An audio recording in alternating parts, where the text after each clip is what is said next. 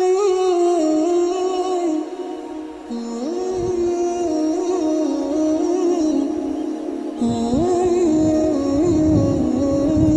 شعیب اللہ خان صاحب کے بیانات کے لیے مفتی صاحب کے آفیشیل چینل کو سبسکرائب کریں اور زیادہ سے زیادہ شیئر کریں۔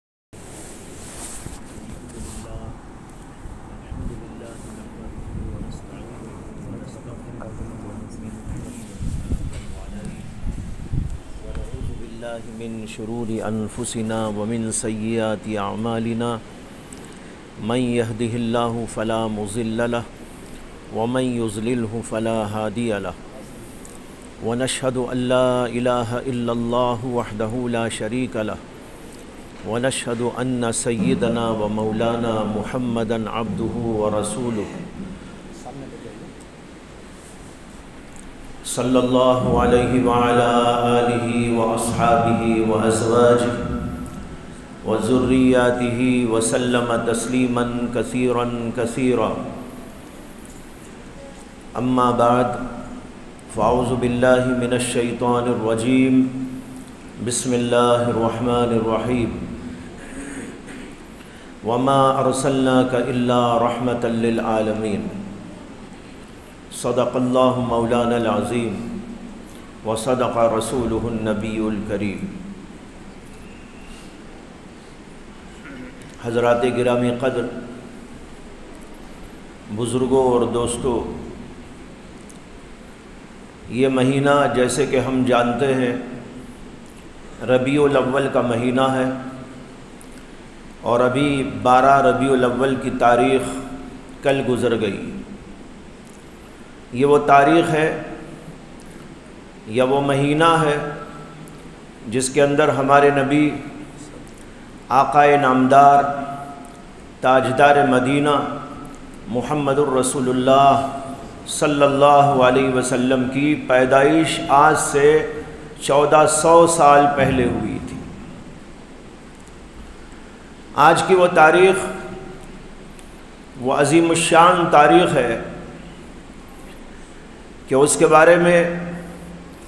کہنے والوں نے کہا کہ ایسی تاریخ نہ پہلے کبھی آئی تھی نہ بعد میں کبھی آئے گی، اور ایسا واقعہ نہ پہلے کبھی پیش آیا تھا نہ کبھی بعد میں پیش آئے گا کہ نبی اکرم صلی اللہ علیہ وسلم اس تاریخ میں پیدا ہوئے۔ آپ کے دنیا میں آنے سے پہلے لوگوں کا حال بڑا ابتر تھا، بڑی برائیاں تھیں، معاشرہ بالکل فاسد اور خراب ہو چکا تھا، انسان انسانیت کے مقام سے گر گئے تھے اور اللہ سے ان کا تعلق اور رشتہ چھوڑ گیا تھا۔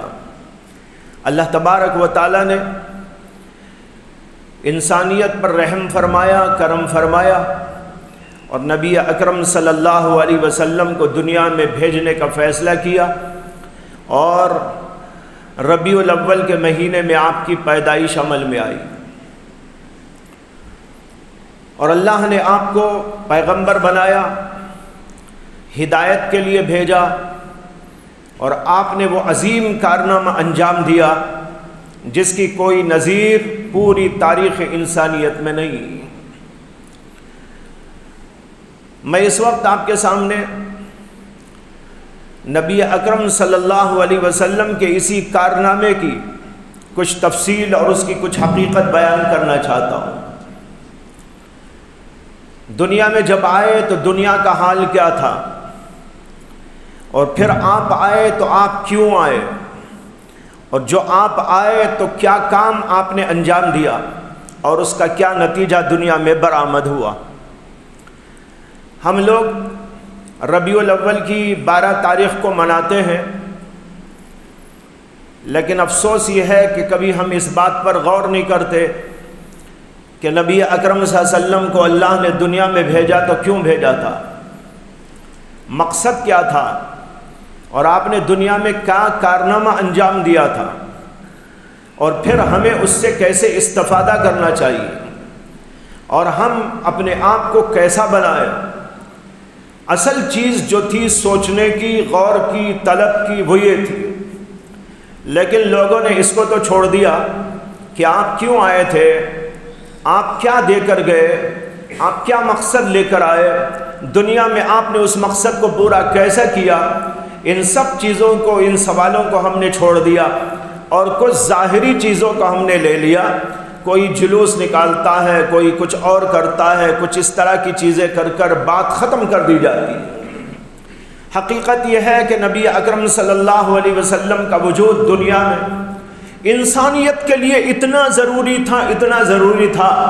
کہ ان کے لیے کھانے کی اتنی ضرورت نہ تھی،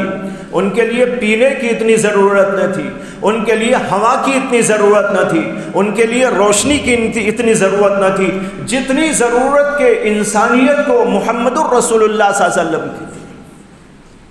اللہ نے اس لیے آپ کو دنیا میں بھیجا، لیکن جس مقصد سے آپ دنیا میں آئے آج ہم نے اس کو بھلانا شروع کر ڈالا۔ اس لیے میں اس چھوٹے سے وقت میں، مختصر وقت میں اس بات کو پاٹنے کی کوشش کروں گا اور اختصار کے ساتھ اس کو آپ کے سامنے رکھنے کی کوشش کروں گا۔ مجھے اس موقع پر ایک انگریز کا مقولہ یاد آ رہا ہے جس کا نام لامارٹائن ہے، اور اس نے محمد الرسول اللہ صلی اللہ علیہ وسلم کے اس عظیم کارنامے کو بہت بہترین انداز سے پیش کیا۔ میں پہلے تو اس کا مقولہ آپ کو سناؤں گا اور پھر اس کی تشریح کرتے ہوئے آپ کو میں احادیث کا اور اسی طرح سیرت النبی کا حوالہ دوں گا، جس سے ہم کو یہ سمجھ میں آئے گا کہ محمد الرسول اللہ صلی اللہ علیہ وسلم کا کارنامہ کیا ہے۔ لامارٹائن نے یہ بات لکھی ہے کہ اگر کسی آدمی کی بڑائی اور اس کی جلالت و عظمت کو جاننا ہو تو ہمیں 3 باتوں پر غور کرنا ہے۔ ایک تو اس بات پر غور کرنا ہے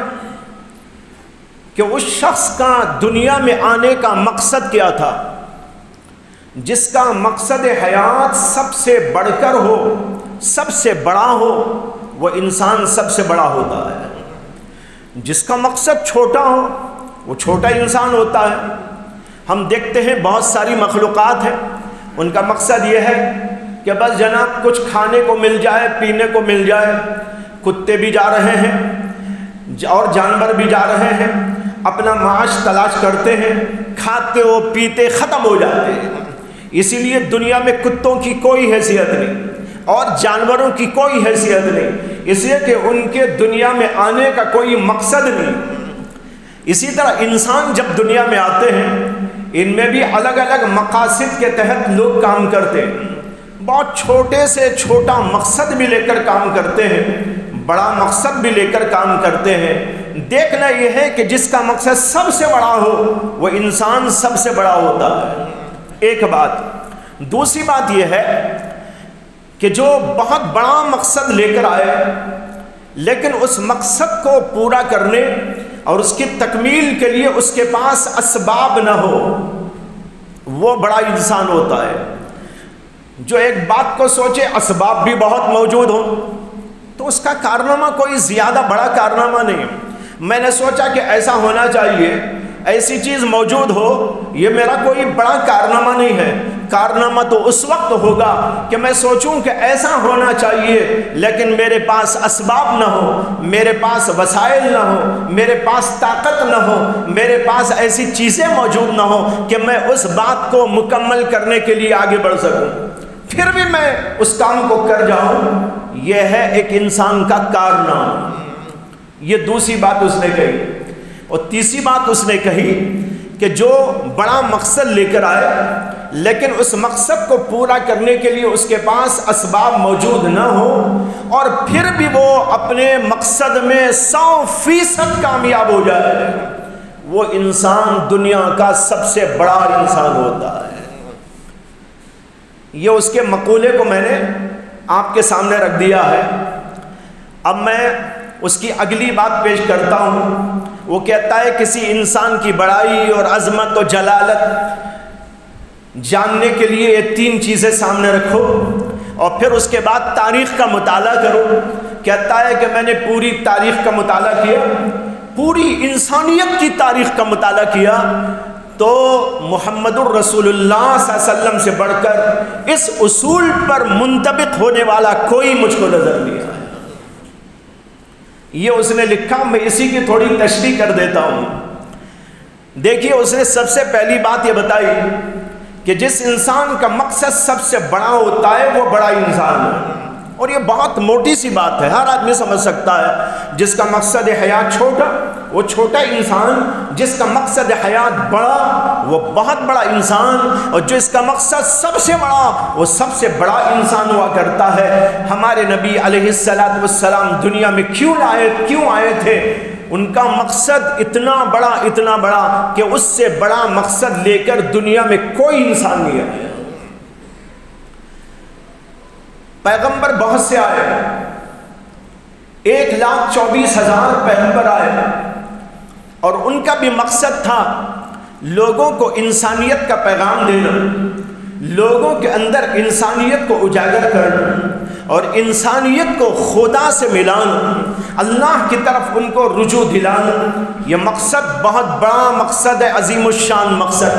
کھانے کا مقصد کوئی لے کر آئے، کمانے کا مقصد کوئی لے کر آئے، دکان کا مقصد کوئی لے کر آئے، بلڈنگ بنانے کا مقصد کوئی لے کر آئے، پیسہ جمانے کا مقصد کوئی لے کر آئے، بینک بیلنس بڑا کرنے کا مقصد کوئی لے کر آئے، اور کوئی ایسے دنیاوی مقاصد کو لے کر آئے۔ یہ مقاصد کوئی مقاصد نہیں ہے۔ مقصد اگر ہو سکتا ہے تو یہ ہو سکتا ہے انسان بن جائے۔ انسان اگر انسان نہیں ہے، یہ بہت بڑا المیہ ہوتا ہے۔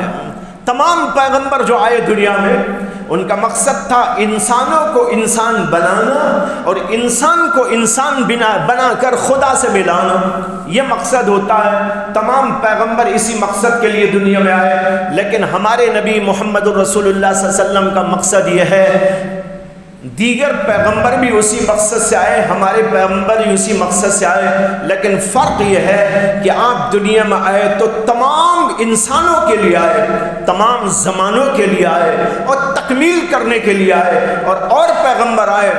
محدود علاقوں کے لیے آئے، محدود زمانوں کے لیے آئے، محدود طبقات کے لیے آئے، مخصوص علاقوں کے لیے آئے، ایک چھوٹے سے زمانے کے لیے آئے اور چلے۔ لیکن ہمارے نبی کو اللہ نے بھیجا پوری دنیا کے لیے۔ امریکہ کے لیے بھی آپ نبی ہیں، ہندوستان کے لیے بھی آپ نبی ہیں، عرب والوں کے لیے بھی آپ نبی ہیں، فرانس والوں کے لیے بھی آپ نبی ہیں، دنیا کے تمام علاقوں کے لیے اور قیامت تک کے تمام زمانوں کے لیے آپ نبی بنا کر بھیجے گئے۔ اس لیے آپ کا جو مقصد تھا وہ یہ تھا، دنیا کے تمام انسان بنے اور اللہ سے وہ مل جائے، اللہ کی طرف رجوع کرنے لگے۔ یہ مقصد کسی اور نبی کا اتنے بڑے پیمانے پر نہیں تھا جو محمد الرسول اللہ صلی اللہ علیہ وسلم کا مقصد تھا۔ جب آپ دنیا میں آئے تھے، دنیا کا نقشہ بالکل خراب تھا، انتہائی فساد کا زمانہ تھا، جہالت کا زمانہ تھا، خباثت کا زمانہ تھا، رذائل کا زمانہ تھا، انسانوں کے اندر سے انسانیت نکل چکی تھی اور وہ خدا کو بھی بھول بیٹھے تھے۔ ایک طرف انسانوں نے انسانیت کو مٹا دیا تھا، اخلاقی کردار، اخلاقی اقدار ان کے اندر سے ختم ہو چکے تھے، ایک دوسرے سے دشمنی کرتے تھے، مارتے اور پیٹتے تھے، لڑتے اور جھگڑتے رہتے تھے، خباثتوں میں مبتلا رہتے تھے۔ انسان نہیں تھا، ایسا معلوم ہوتا تھا جیسے جانور ہو یا جیسے درندے ہوں، انہوں نے بود و باش اختیار کر لی ہو انسانوں کے درمیان میں آ کر، شہروں میں آ کر انہوں نے بسیرا کر لیا۔ یعنی دیکھنے میں تو وہ انسان تھے، لیکن حقیقت میں ایسا لگتا تھا کہ ان کے اندر اگر روح موجود ہے تو وہ ہاتھی کی روح آ گئی، ان کے اندر شیر کی روح آ گئی، ان کے اندر ریچھ کی روح آ گئی، ان کے اندر اور ایسے درندہ جانوروں کی روح آ گئی۔ اس لیے وہ بھائی کے دشمن تھے، وہ خاندان ایک دوسرے کو لڑتے اور لڑتے رہتے تھے، مارتے اور مرتے رہتے تھے، یہاں تک کہ تاریخ کے اندر آتا ہے کہ محمد عربی صلی اللہ علیہ وسلم کے دنیا میں تشریف لانے سے پہلے بعض جنگیں شروع ہوئی تھی اور اللہ کے نبی کے آنے سے 100 سال پہلے شروع ہوئی اور اللہ کے نبی کے آنے کے بعد ختم ہو گئی، یعنی 100 سال تک جنگ چل رہی ہے، چھوٹے چھوٹے مسائل، چھوٹی چھوٹی باتوں میں۔ تاریخ کے اندر واقعہ لکھا ہے، بازار عکاظ ایک وہاں ایگزیبیشن ہوا کرتا تھا، بہت بڑا ایگزیبیشن، اس کے اندر شعر شاعری ہوتی تھی، اس کے اندر خرید و فروخت کا بازار لگتا تھا، اس کے اندر مختلف قسم کے ناچ گانے ہوا کرتے تھے، اس کے اندر مشاعروں کی مجلس ہوا کرتی تھی، اور بھی مختلف انداز کی چیزیں ہوتی تھیں۔ وہاں پر ایک آدمی نے ایک بار محض اپنے غرور اور اپنے فخر کی وجہ سے کہا، کوئی مائی کا لال ایسا موجود ہے جو مجھے یہاں سے ہٹا دے، میری ٹانگ کو یہاں سے ادھر کا ڈالے، کوئی ہے مائی کا لال؟ بیٹھے بیٹھے دماغ خراب ہو گیا تو اس نے ایک آواز لگائی، ادھر بازو کوئی آدمی تھا، اس نے کہا اچھا یہ اتنے فخر میں آ گیا ہے، اتنا غروری سے میں اسے مزہ چکھاؤں گا۔ وہ وہاں سے آیا، یہ ٹانگیں لمبی کر کے بیٹھا ہوا تھا، اس کی ٹانگ کو اپنی ٹانگ سے یوں مارا، وہ ادھر چلی گئی، اس کے بعد دونوں کے اندر جنگ شروع ہو گئی۔ اس نے اپنے خاندان والوں کو پکارا، اس نے اپنے خاندان والوں کو پکارا، دونوں کے خاندان والے جمع ہو گئے، اور پھر وہیں سے جنگ کا آغاز ہوا، اور یہ جنگ اللہ کے نبی کے دنیا میں آنے سے 50-60 برس پہلے شروع ہوئی تھی، اور اللہ کے نبی کے دنیا میں آنے کے بہت بعد ختم ہوئی۔ یہ تھا عرب کا ماحول۔ اس سے آپ اندازہ کر سکتے ہیں ان کے اندر انسانیت نام کو موجود نہ تھی، ظلم تھا، فساد تھا، شرارت تھی، خباثت تھی، رحم نہ تھا، کرم نہ تھا، انسانیت نہ تھی، اخلاق نام کو نہ تھے، یہ صورتحال۔ اور دوسری طرف اللہ سے بغاوت کر رہے تھے، اللہ کو بھلا چکے تھے، اور پوجا کرتے تھے تو پتھروں کی، پوجا کرتے تھے تو معمولی چیزوں کی، سام پر بچھو کی، اس قسم کا ان کا مزاج بن گیا تھا۔ ایک طرف انسانیت ختم اور دوسری طرف اللہ کی طرف ان کا رجوع ختم۔ یہ تھی انسانیت کی حالت۔ ایک جگہ پر قرآن کریم میں اللہ تبارک و تعالی نے اس زمانے کا نقشہ کھینچتے ہوئے بتایا، وَاعْتَصِمُوا بِحَبْلِ اللَّهِ جَمِيعًا وَلَا تَفَرَّقُوا وَاذْكُرُوا نِعْمَةَ اللَّهِ عَلَيْكُمْ إِذْ كُنْتُمْ أَعْدَاءً فَأَلَّفَ بَيْنَ قُلُوبِكُمْ فَأَصْبَحْتُمْ بِنِعْمَتِهِ إِخْوَانًا وَكُنْتُمْ عَلَى شَفَا حُفْرَةٍ مِّنَ النَّارِ۔ اللہ کہتے ہیں کہ تمہارا حال ایسا تھا، جنگیں کرتے تھے، ایک دوسرے کے خلاف کارروائی کرتے تھے، ظلم زبردستی کا ماحول تھا، انصاف نام کو نہ تھا، رحم کرم نام کو نہ تھا۔ ایک انسان دوسرے انسان کے لیے ایسا تھا جیسے کہ ایک جانور دوسرے جانور کو کھانے کے لیے تیار ہو۔ ایسی صورتحال کا نقشہ کھینچتے ہوئے اللہ کہتے ہیں کنتم علی شفا حفرۃ من النار، تمہارا حال تو ایسا ہو گیا تھا جیسے کہ آگ کے گڑھے میں تم گرنے کو تھے۔ یہ ہمارے یہاں بھی محاورہ ہوتا ہے، آگ میں گرنا۔ بعض گھروں میں فساد ہو جائے، ملکوں میں فساد ہو جائے، علاقوں میں فساد ہو جائے، وہاں پر راحت نہ ہو، سکون نہ ہو، چین نہ ہو، تو ہم کہتے ہیں بھائی یہ گھر تو جہنم ہو گیا ہے،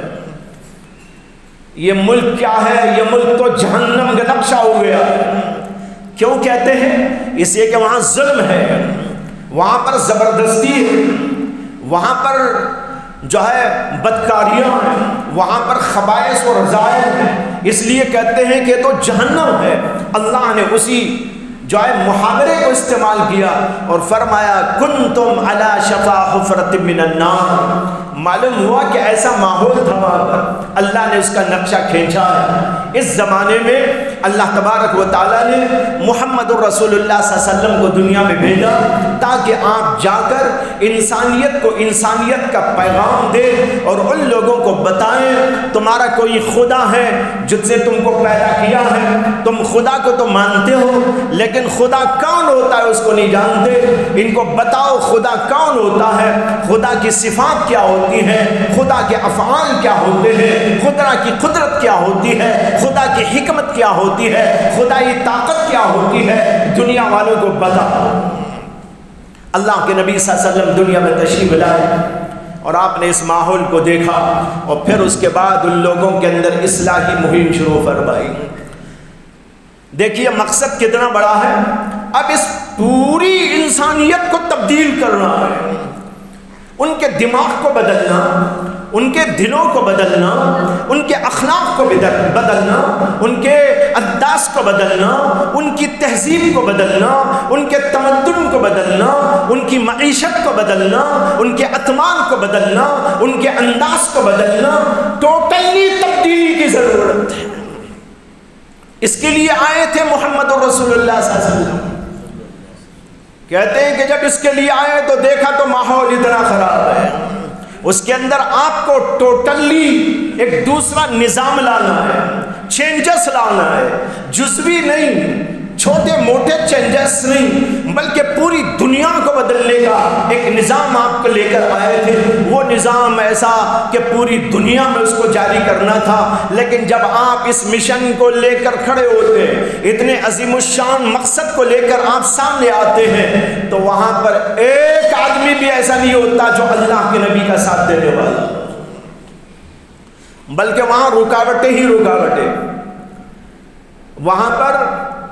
جو ہے خطرات ہی خطرات سامنے۔ اس مشن کو پورا کرنے کے لیے، اس تحریک کو آگے بڑھانے کے لیے آپ کے پاس کوئی اسباب ظاہری موجود نہیں، ساتھ دینے والے کوئی موجود نہیں۔ دنیا میں دیکھو جب کوئی آدمی کسی کام کو لے کر کھڑا ہوتا ہے، وہ کیا کرتا ہے؟ ایک ٹرسٹ بناتا ہے، ایک کمیٹی بناتا ہے،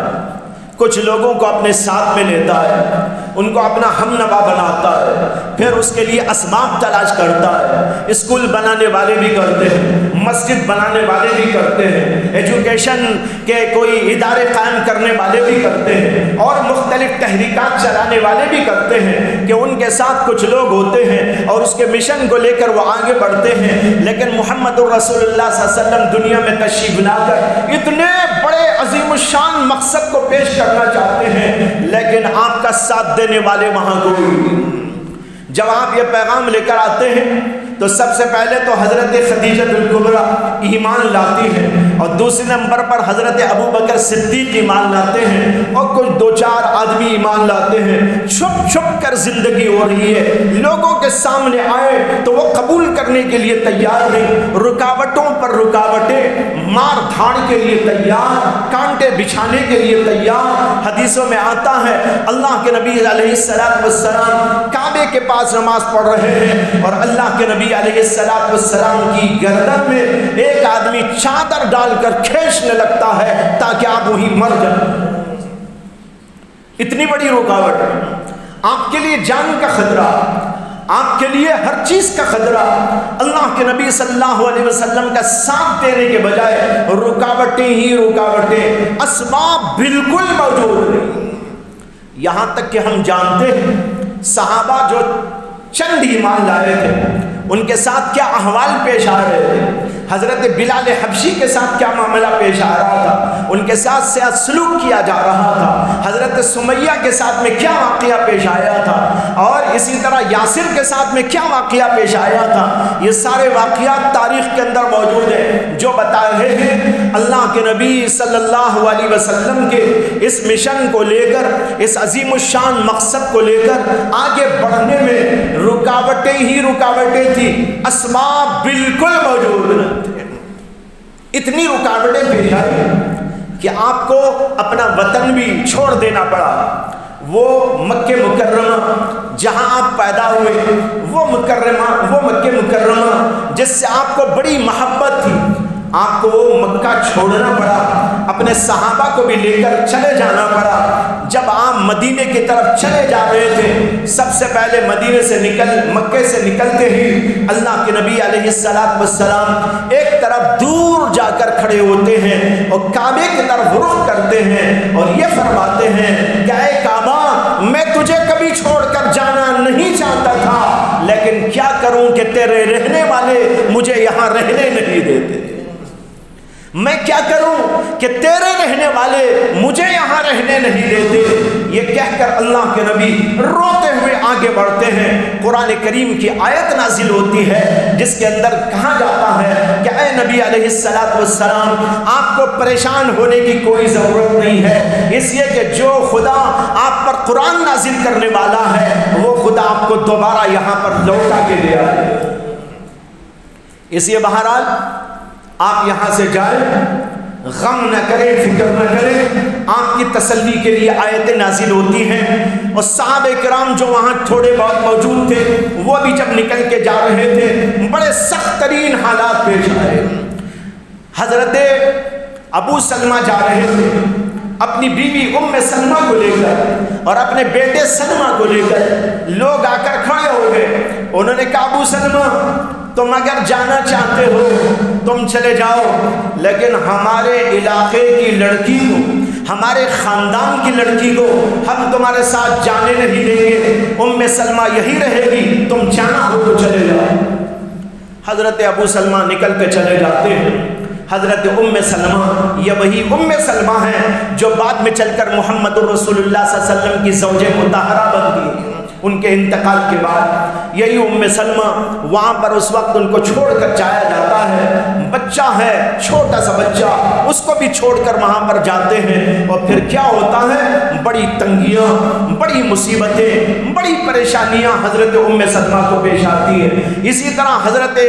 جو ہے اور صحابی حضرت سہیل تھے، وہ چلے جا رہے تھے اور ان کے ساتھ میں چھوٹا سا پوٹلا تھا جس کے اندر انہوں نے اپنا کچھ ساز و سامان رکھا تھا، سونا چاندی جو جمع کیا تھا وہ رکھا تھا۔ وہ روم سے آئے ہوئے تھے، صہیب رومی، روم کے رہنے والے، جب یہاں پر آئے اور یہاں پر انہوں نے کمایا دھمایا، پھر انہوں نے ایمان قبول کر لیا۔ اب جب مکے سے جانا چاہتے تھے مدینے کی طرف رخ کر کے، لوگ آ کر پکڑ لیے ان کو، کہنے لگے کہ ہم تم کو جانے نہیں دیں گے،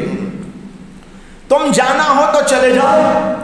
لیکن تم روم کے آدمی ہو، تم کو تو جانے کی اجازت ہم دیتے ہیں، لیکن یہ سرمایہ جو لے کے جا رہے ہو اس میں کا ایک دانہ تمہارے ساتھ میں نہیں جائے گا، یہ سونا نہیں جائے گا، یہ چاندی نہیں جائے گی، یہ کپڑے نہیں جائیں گے، یہ غلہ نہیں جائے گا، یہ چیزیں اسباب نہیں جائیں گی، یہ سب یہیں پر رہیں گی، اس لیے کہ تم نے مکے میں کمایا ہے، مکے کی کمائی کو تمہارے ساتھ باہر کر دیں گے۔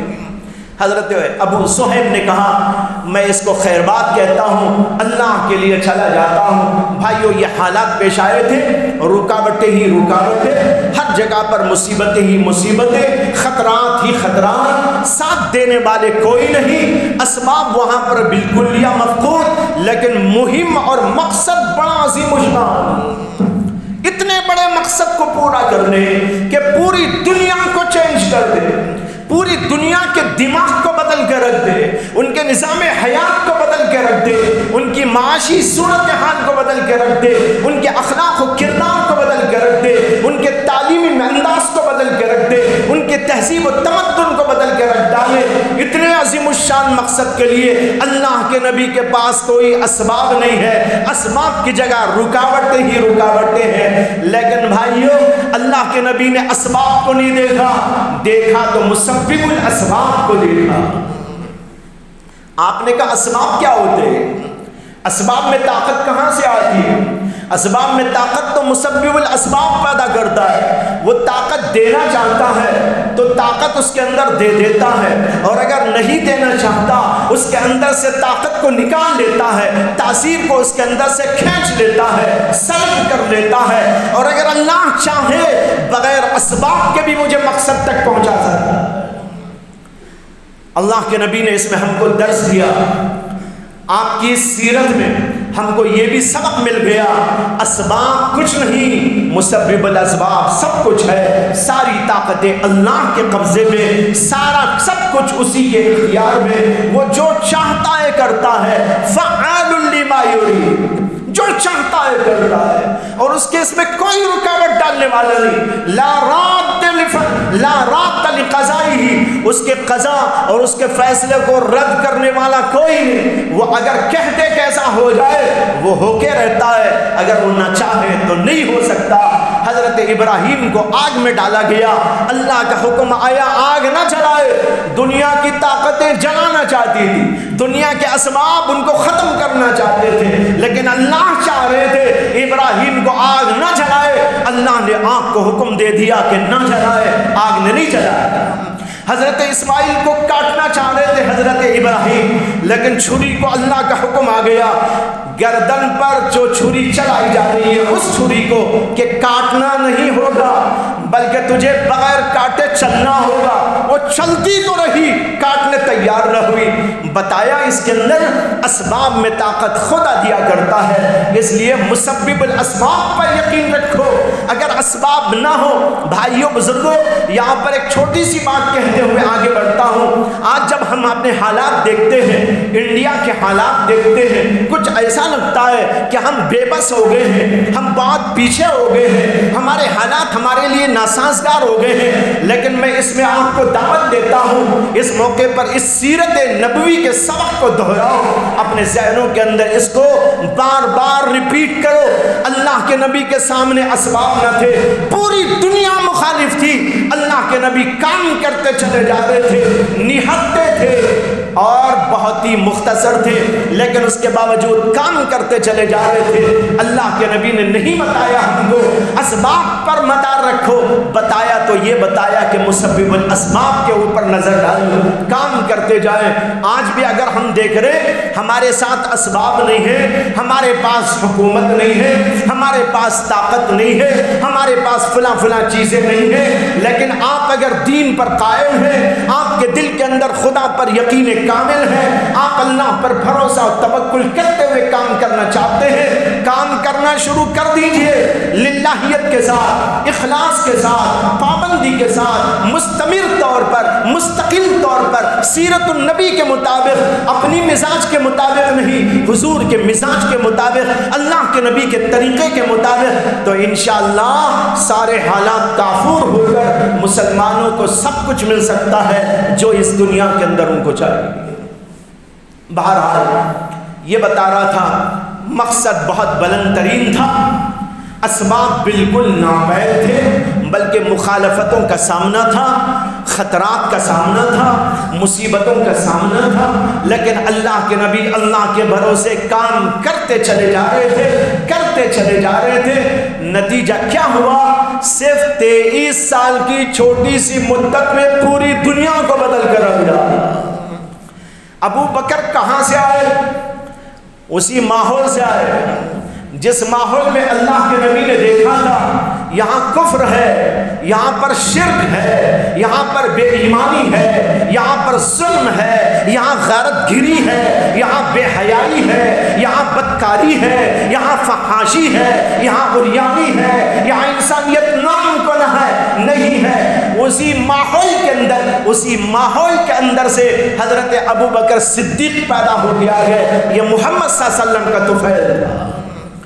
اسی ماحول اور معاشرے کے اندر سے حضرت عمر بن خطاب پیدا ہو گئے۔ وہ عمر بن خطاب جن کا مزاج انتہائی گرم تھا، جو بہت ہی جلال والے آدمی تھے اور کفر میں بڑے سخت تھے، لیکن اس کے باوجود بھائیوں اسی ماحول کے اندر سے نکل کر ایک ہیرا بنا کر محمد رسول اللہ نے پیش کر دیا۔ وہ ہیرا کہ جس کے بارے میں کہنے والے نے کہا، گاندھی جی نے ایک موقع پر کہا تھا، اگر دنیا میں سلامتی چاہتے ہو، اگر دنیا میں عافیت چاہتے ہو اور بہترین سیاست کرنا چاہتے ہو،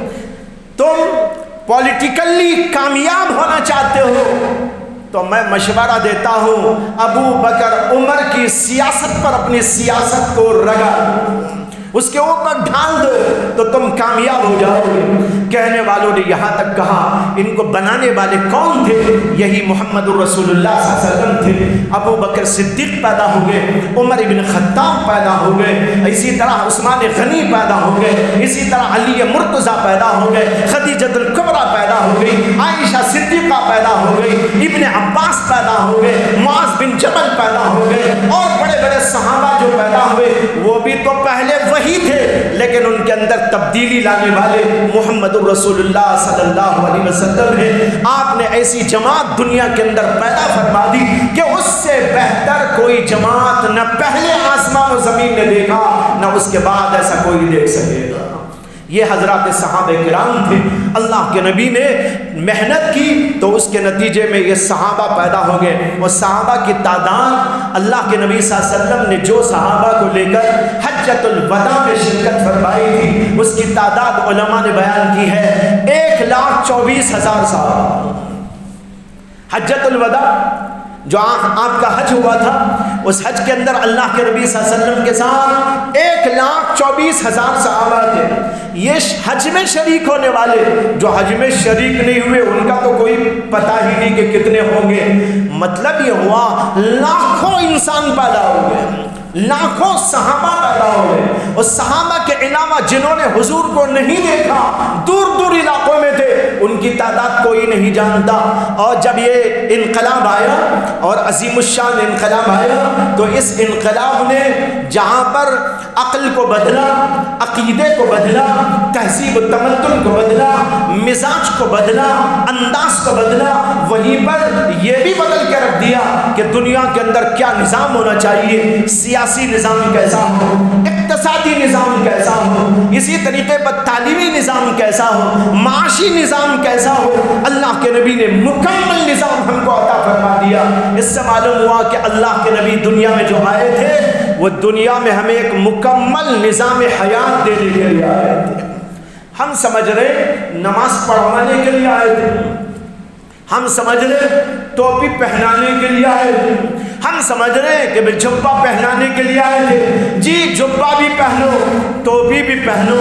داڑھی بھی رکھا کرو اور اپنے اخلاق کو بھی بلند کیا کرو, اور پورے طور پر اللہ کے نبی علیہ السلام نے جو کچھ بتایا اور جو کچھ سکھایا اس کو اڈاپٹ کرو, اپنے اندر ان سب چیزوں کو لے آؤ. اللہ کے نبی نے ایک تو باتیں نہیں ہماری پوری زندگی کو بدل کے رکھ دیا تھا, پوری دنیا کو بدل کے رکھ دیا تھا.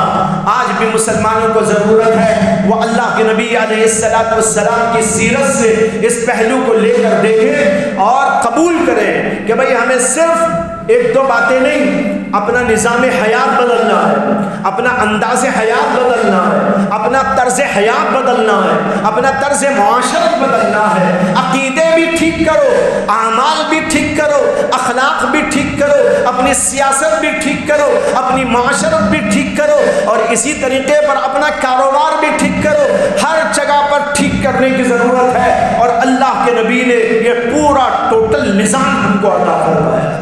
اسی لیے اللہ نے اعلان فرمایا جب آخر میں اللہ کے نبی علیہ السلام حجۃ الوداع کے لیے تشریف لے گئے, وہاں پر اعلان کیا گیا الیوم اکملت لکم دینکم واتممت علیکم نعمتی ورضیت لکم الاسلام دینا. آج کے دن ہم نے اسلام کو مکمل کر دیا. مکمل کا مطلب یہی ہے ہماری زندگی کا مکمل نظام اس کے اندر موجود ہے. آج بہت سارے مسلمانوں میں بڑی غلط فہمی ہے دین اسلام کے بارے میں. وہ سمجھتے ہیں کہ کچھ چیزیں دین کی ہیں اس کو لے لینا ہے, باقی سب چیزوں میں ہم آزاد ہیں. یاد رکھو بھائیو, ہمارے لیے دین کا ایک مکمل نظام ہمیں دیا گیا. اس کو کہا گیا الیوم اکملت لکم دینکم واتممت علیکم نعمتی ورضیت لکم الاسلام دینا. اس کے اندر مکمل نظام آ گیا. یہ مکمل نظام موجود ہے, احادیث میں موجود ہے, قرآن کریم میں موجود ہے, سیرت النبی میں موجود ہے, صحابہ کی تعلیمات میں موجود ہے, اس کی تشریحات علماء کے بیانات کے اندر موجود ہے. یہ سب کچھ ہم پڑھیں گے, ایک مکمل نظام حیات ہم کو ملے گا. اور جب تک اس مکمل نظام حیات پر ہم قائم رہے, ہمارے اسلاف اور بزرگان دین قائم رہے, دنیا کے اندر مسلمانوں کا بول بالا ہوتا رہا, ان کی آواز پوری دنیا میں پہنچتی رہی, ان کی آواز کو وقت کی نگاہوں سے سنا جاتا تھا, ان کی باتوں کو وقت کی نگاہوں سے لیا جاتا تھا, ان کا بہت بڑا مقام تھا اور پوری دنیا کے اندر وہ چھانتے چلے گئے تھے. اگرچہ مخالفتیں اس دور میں بھی ہوئی جس دور میں کہ اسلام بڑھتا جا رہا تھا, لیکن آج کے دور میں اسلام بڑھنے کا سوال نہیں پیدا ہو رہا ہے. مخالفتیں بڑھتے بڑھتے انتہا درجے کو پہنچتی جا رہی ہے. میں آخر میں ایک مثال سے سمجھاتا ہوں. حضرت مولانا قاری محمد طیب صاحب رحمۃ اللہ علیہ نے ایک مثال دی ہماری اور ہمارے بزرگوں. انہوں نے کہا پہلے زمانے میں ہمارے اسلاف کے زمانوں میں اسلام کی مخالفت ہوتی رہی, آج بھی ہو رہی ہے. لیکن دونوں میں فرق یہ ہے، انہوں نے فرمایا کہ اس کو ایک مثال سے سمجھو، جیسے گیند ہوتا ہے، بال، اسے کہتا ہے بال، اسے کھیلتے ہیں بچے، بال کے اندر ہوا بھری ہوتی ہے، جب ہوا بھری ہوئی ہو اور اس کو نیچے زور سے مارو، جتنے زور سے آپ نیچے ماریں گے اتنے زور سے وہ اوپر جائے گا، آپ ہلکے انداز سے دبائیں گے وہ ہلکے انداز سے اوپر آئے گا، بہت زور سے آپ نیچے ماریں گے بہت زور سے اوپر جائے گا، اور جتنا زور سے آپ نیچے کرنے کی کوشش کریں گے اتنی ہی زیادہ وہ اوپر اور بلندی کی طرف چلا جائے گا۔ لیکن یہ کب ہوگا؟ جب اس بال کے اندر ہوا بھری ہوئی ہوتی ہے، لیکن آپ ہوا کو خارج کر دیجئے، باہر نکال ڈالیے، پھر اس کے بعد دیکھیے اس کی حالت صورت بھی خراب ہو جاتی ہے، وہ پھس پھسا سا اوپر ہی سے نظر آتا ہے، اور پھر اس کے بعد آپ اسے نیچے مارنے کی ضرورت نہیں، دبانے کی ضرورت نہیں، خالی ایسا چھوڑتے ہی نیچے جا کے بیٹھ جائے گا، اور جتنے زور سے نیچے مارنا چاہیں گے اتنے زور سے نیچے جا کے بیٹھ جائے گا۔ فرمایا کہ ہمارے بزرگوں کے اور ہمارے درمیان یہی فرق ہے کہ ان لوگوں کا حال ایسا تھا جیسے ہوا بھرا ہوا گیند ہو کہ ان کو مارنے والوں نے نیچے مارا وہ اسی قدر بلندی پر پہنچ گئے، اللہ کے نبی کو دبانے والوں نے دبایا لیکن آپ اوپر پہنچ گئے، صحابہ کو دبانے والوں نے دبایا لیکن آپ صحابہ کرام کی تاریخ پڑھ لیجئے وہ بلندیوں پر پہنچ گئے، اس لیے کہ ان کے اندر قرآن کی روح بھری ہوئی تھی، ان کے اندر حدیث کی روح بھری ہوئی تھی، ان کے اندر دین اسلام کی روح بھری ہوئی تھی، ان کے اندر سیرت النبی کے پیغام کی روح بھری ہوئی تھی، اللہ کے نبی سے عشق کی روح بھری ہوئی تھی، اللہ سے عشق کی روح بھری ہوئی تھی، اس لیے دبانے والے دباتے تھے وہ بلندیوں پر پہنچ جاتے تھے، اور ہمارا حال یہ ہے یہ ساری ہوا باہر نکل گئی ہے، نہ اس میں دین کی ہوا، نہ اسلام کی ہوا، نہ قرآن کی ہوا، نہ حدیث کی ہوا، نہ عشق الہی کی ہوا، نہ نبی کی سیرت سے تعلق کی ہوا، یہ ساری ہوا باہر نکل گئی۔ اب ہماری حالت تو پھس پھسے سے بال کی ہے جو خود ہی نیچے چلا جاتا ہے۔ ایسی صورت کے اندر اگر مخالفتیں بھی ہو رہی ہو تو ہم پسپا ہی نہ ہو جائیں تو کیا ہوگا؟ اس لیے بھائیو اگر اپنے آپ کو کچھ بنانا ہے، اپنے آپ کو دنیا میں روشن کرنا ہے، اپنی بلندی کو ثابت کرنا ہے، دنیا میں عزت کے ساتھ میں رہنا ہے، تو اس کا طریقہ یہ ہے کہ اللہ کے نبی نے جو پیغام پوری دنیا کو دیا تھا، اور میں شروع میں کہہ چکا ہوں وہ پیغام انسانیت کے لیے اتنا ہی ضروری تھا جتنا، بلکہ اس سے زیادہ ضروری تھا جتنا کہ انسانوں کو کھانے کی ضرورت، پینے کی ضرورت، ہوا کی ضرورت، روشنی کی ضرورت، اس سے زیادہ ضرورت محمد الرسول اللہ کے آنے کی تھی۔ آپ نے آ کر وہ پیغام دیا اور پوری دنیا کو چینج کر دیا۔ بھائیوں اس سے ہمیں عبرت لینی ہے اور اپنے آپ کو ایسا بنانے کی کوشش کرنی ہے۔ اللہ مجھے بھی آپ کو بھی توفیق عطا فرمائے، اور ہم سب کو سیرت النبی سے وابستہ ہونے، سیرت النبی کے پیغام کو اخذ کرنے اور اپنی زندگیوں کو اس کے مطابق ڈھالتے رہنے کی توفیق عطا فرمائے۔ وآخر دعوانا ان الحمد للہ رب العالمین۔